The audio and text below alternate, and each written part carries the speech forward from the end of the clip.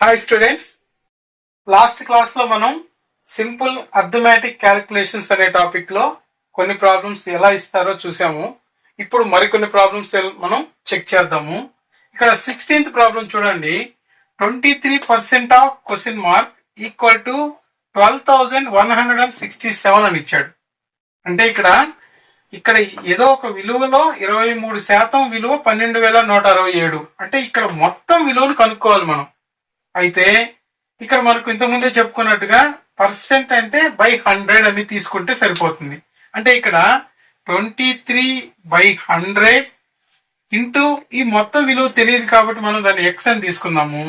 ఇలా 23% విలువ 12,167 అవుతుంది అన్నాడు. అయితే ఇక్కడ మనం కనుక్కోవాల్సింది ఎక్స్ విలువ మొత్తం విలువ కాబట్టి ఇక్కడ 100 అనేది డివైడ్ చేస్తుంది. ఈ 100 ని ఈక్వల్ టు అవతల ట్రాన్స్ఫర్ చేస్తే ఇంటూ మల్టిప్లై చేస్తుంది. 23 అనేది మల్టిప్లై చేస్తుంది కాబట్టి ఈక్వల్ టు అవతలకి ట్రాన్స్ఫర్ చేస్తే డివైడ్ చేస్తుంది. అంటే ఎక్స్ ఈక్వల్ టు 12,167 ఇంటూ 100/23. అంటే 23తో దీన్ని ఈ విలువను మనం ఇక్కడ డివైడ్ చేయాలి, భాగించాలి. అయితే 23 అనేది ప్రైమ్ నంబర్ కాబట్టి ఇది 23తో క్యాన్సిల్ చేయడం అంటే డైరెక్ట్ గా చేయలేము మనం. కాబట్టి ఒక భాగాహారం లాగా తీసుకోండి. 23తో డైరెక్ట్ గా భాగాహారం చేయండి దీన్ని. సో ఇక్కడ మనకు 23 టేబుల్ ని ఒకసారి రాసుకుంటే 23 ఒకట్ల 23, 23 రెండ్ల అంటే దీనికి యాడ్ చేస్తాం 46, మళ్ళా 23 మూడుల అంటే దీనికి యాడ్ చేస్తాం 69 అవుతుంది. 23 నాలుగుల అంటే 4తో 4 రెండ్ల 80, 4 మూడు 12, 92 అవుతుంది. 23 ఐదుల 5 రెండ్ల 10, 100, 5 మూడు 15, 115 అవుతుంది. సో మనకి ఇక్కడ 121 వరకే ఉంది కాబట్టి ఇక్కడ వరకు సరిపోద్ది.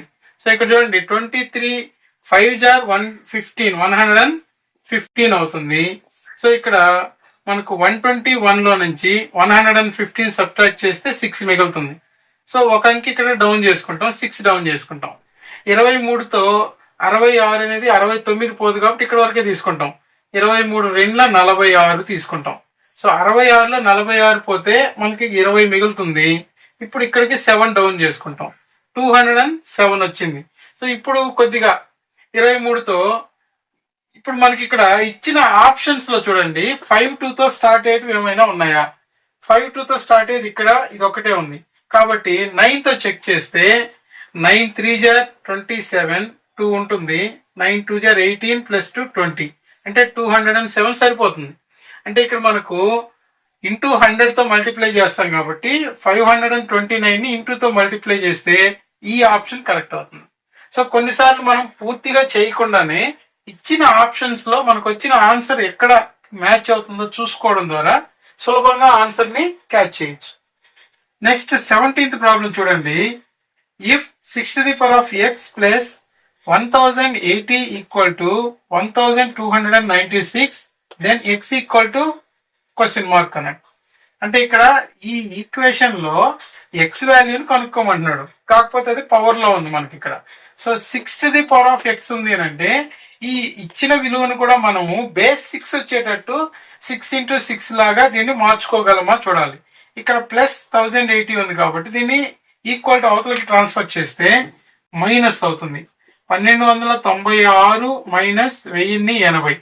సో ఇక్కడ మనకు 1296లో నుండి 1080 సబ్ట్రాక్ట్ చేస్తే 6120 అంటే 216 వస్తుంది. 216 అనేది మనకు తెలిసిన విలువ. ఎలా? ఇది 6 యొక్క క్యూబ్ వాల్యూ. 6 36, 36 216 అంటే ఇక్కడ దీన్ని 6 క్యూబ్ గా రాసుకోవచ్చు. 6x equal to 6 cube.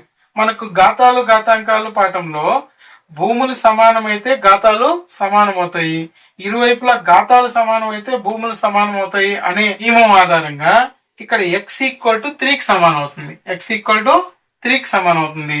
3 అనేది ఎక్కడుంటే ఆ ఆప్షన్ మనం కరెక్ట్ ఆన్సర్ గా తీసుకోవాలి. ఒకవేళ 216 అనేది 6 యొక్క ఘనం అని మనకు తెలియకపోతే అప్పుడు మనం దీన్ని ఎలా 6 యొక్క మల్టిపుల్ గా మార్చుకోవాలి అంటే 216ని మనం ఇక్కడ మనకు బేస్ 6 కావాలి కాబట్టి 6 యొక్కతో ఇదే విధంగా భాగించండి.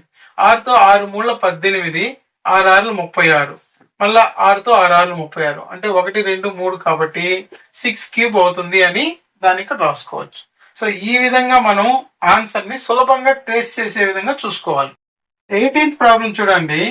1210 divided by 11 equal to question mark అని ఇచ్చాడు. సో ఇక్కడ 11 తో మనం ఈ విలువను డివైడ్ చేయాలి. కానీ ఇది 11 తో ఏర్పడే ప్యాటర్న్స్ ఇవి మనకు 8th క్లాస్ లో squares and square root lesson లో గమనించుంటాం. ఒకవేళ మనకు అది ఐడియా లేకపోయినా ఇక్కడ 11 తో దీన్ని డివైడ్ చేయాలి. సో మనం ఏమనుకుంటామంటే 11 తో డివైడ్ చేసేటప్పుడు 11 1 జార్ 11, ఒకటి మిగిలి ఉంటుంది. 11 1 జార్ 11, 11 0 సార్ 0, 11 1 జార్ 11, మళ్ళీ ఒకటి మిగిలి ఉంటుంది. 11 1 జార్ 11, ఇది కరెక్ట్ ఆన్సర్ అనుకుంటాం. కానీ కొన్ని సందర్భాల్లో ఇది మనకు తప్పును తెలియజేస్తుంది. కాబట్టి భాగాహార రూపంలో భాగాహారం అయినా చేయండి. లేదా సెకండ్ మెథడ్ ఏంటంటే ఇక్కడ ఇచ్చిన 4 ఆప్షన్ లో దేన్నో ఒకదాన్ని 11 తో మల్టిప్లై చేస్తే ఈ ఆన్సర్ రావాలి. సో ఫస్ట్ ఈ ఒకటో ఆప్షన్ ని చెక్ చేద్దాం. 11 0 11, దీన్ని 11 తో మల్టిప్లై చేయాలి. సో 11 1 జార్ 11 ఒకటి ఉంటుంది. 11 1 జార్ 11 ప్లస్ 1 12 అవుతుంది, ఒకటి ఉంటుంది. 11 0 సార్ 0 ప్లస్ 1 1, 11 1 జార్ 11 మళ్ళా 1 ఉంటుంది. 11 1 జార్ 11 ప్లస్ 1 12 అవుతుంది. సో ఇక్కడ 1 2 1 1 2 1 వచ్చింది, మధ్యలో 0 రాలేదు. సో ఇక్కడ ఈ ఆప్షన్ చెక్ చేయండి. ఇంటూ 11 తో మల్టిప్లై చేస్తే 11 1 జార్ 11 ఒకటి ఉంటుంది. 11 1 జార్ 11 ప్లస్ 1 12 అవుతుంది, 1 ఉంటుంది. 11 0 సార్ 0 ప్లస్ 1 1, 11 0 సార్ 0, 11 1 జార్ 11 ఒకటి ఉంటుంది. 11 1 జార్ 11 ప్లస్ 1 12 అవుతుంది. సో ఈ ఆప్షన్ చూడండి, మనకి ఇక్కడ విలువ కరెక్ట్ గా వచ్చింది. కాబట్టి ఈ సెకండ్ ఆప్షన్ అనేది కరెక్ట్ ఆన్సర్ అవుతుంది. అంటే 11 తో దీన్ని భాగాహారం అయినా చేయండి, లేదా ఇచ్చిన ఆప్షన్స్ లో మల్టిప్లికేషన్ చేసి చెక్ చేసుకుని ఆన్సర్ పెట్టండి. స్పీడ్ గా మ్యాథమెటిక్స్ చేస్తున్నాం అన్నప్పుడు ఒక తప్పు ఇలా జరుగుతుంది. కాబట్టి ఖచ్చితంగా ఇలాంటి మోడల్ మనకు ఒకటి ఎగ్జామ్ లో ఇస్తాడు. ఎందుకు అని అంటే మనల్ని కన్ఫ్యూజ్ చేయడానికి. అది 9 టేబుల్ అయినా 11 టేబుల్ అయినా వీటితో. కాబట్టి జాగ్రత్తగా భాగాహారం అయినా చేయండి, లేదా ఇచ్చిన ఆప్షన్స్ లో మల్టిప్లికేషన్ అయినా చేసి చెక్ చేసి ఆన్సర్ పెట్టండి. నెక్స్ట్ 19th ప్రాబ్లం చూడండి. If 8x cube equal to 4096 then x equal to question mark అన్నాడు. అంటే ఇక్కడ మనకు x వాల్యూ ఎంత కనుక్కోమన్నాడు, క్యూబ్ ఇచ్చాడు. అంటే ఇక్కడ చూడండి 8 అనేది మల్టిప్లై చేస్తుంది, ట్రాన్స్ఫర్ చేస్తే డివైడ్ చేస్తుంది.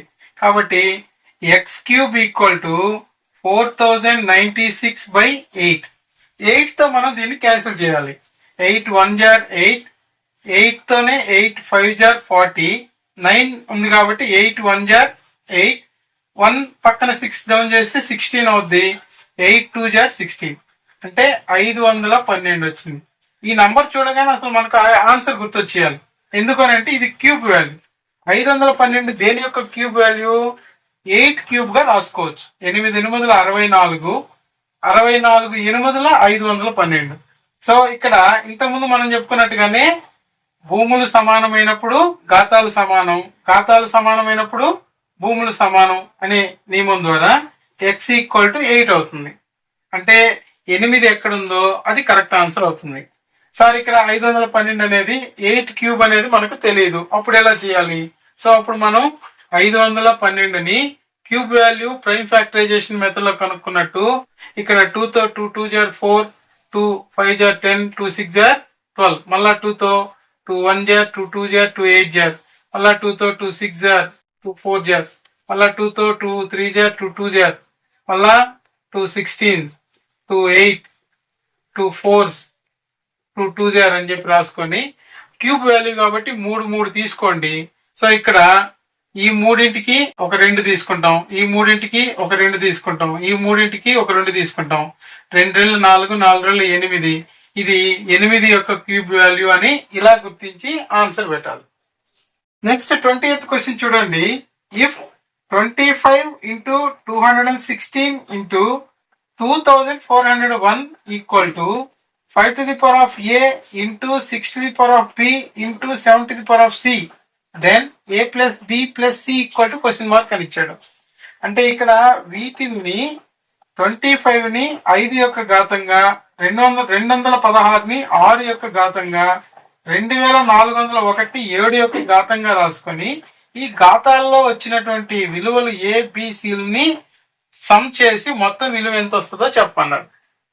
అంటే ఇక్కడ మనకు ఈ విలువలు తెలుసు, 25, 216 అందరికి బాగా గుర్తుంటాయి. అంటే ఇది 25 అంటే 5 స్క్వేర్ గా రాసుకోవచ్చు, ఇంటూ 216 అంటే 6 క్యూబ్ గా రాసుకుంటాం. 6 36, 36 216.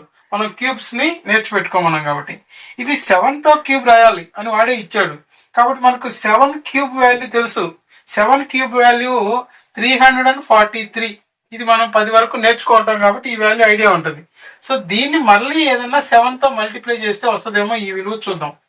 7 3 జార్ 21, 2 ఉంటుంది. 7 4 జార్ 28 ప్లస్ 2 30. అంటే ఇక్కడ 0 తీసుకొచ్చి ఇక్కడ వేసుకుంటాం. 7 3 21, 1 3 24. సో 2401 అని వచ్చింది. అంటే ఇది 7 క్యూబ్ వాల్యూ ఇంటూ 7 చేసాం కాబట్టి 7 to the power of 4 value ఇది. కాబట్టి ఇప్పుడు మనం ఈ ఘాతాల్లో పైన ఉన్న విలువలు మాత్రం యాడ్ చేస్తే చాలు. 2 + 3 + 4 ఎంత అవుతుందంటే 2 3 5, 5 1 4 9. సో 9 ఎక్కడ ఉంటే ఇది కరెక్ట్ ఆన్సర్ గా గుర్తిస్తాం.